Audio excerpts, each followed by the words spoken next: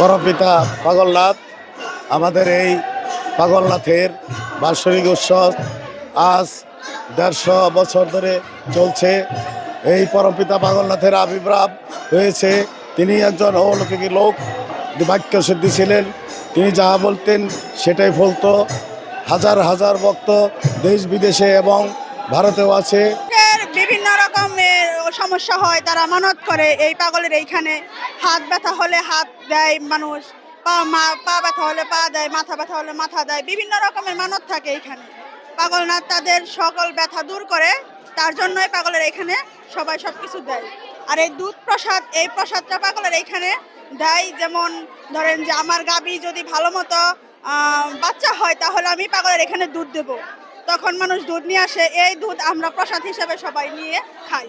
হে পাগলনাথ, আমার রোগটা যদি ভালো হয় তাহলে তোমার এইটা দেবো আমি, এইটা বলে মানুষরা করে। মানুষই যে কোনো বিষয়, একজনের চোখ খারাপ হয়েছে, পাগল আমার চোখটা ভালো হলে তোমার একটা সোনা দিয়ে চোখ বানাই দেবো।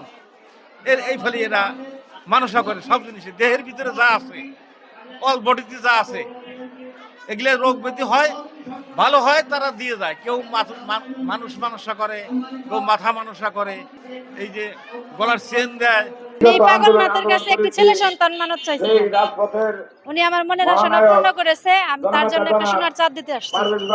মেয়ে হয়েছে অনেক বছর পর এই জায়গায় মানত করে, এর জন্য মেয়ের মানতটা দিতে আসছিলাম এই জায়গায়। গ্রাম পুলিশকে ইনস্ট্রাকশন দেওয়া আছে, মেলায় জানি কোনো ধরনের কোনো বিশৃঙ্খলা, কারো জানমালের কোনো ক্ষতি না হয় সেদিকে আমি তাদেরকে বলছিলাম রাখতে। এবং সেই সাথে আমিও আছি, আমিও সার্বক্ষণিক মেলার মনিটরিং করি, যাতে কোনো ধরনের কোনো নাশকতা তৈরি না হয়, সেই দিকে আমাদের ইনশাআল্লাহ লক্ষ্য আছে।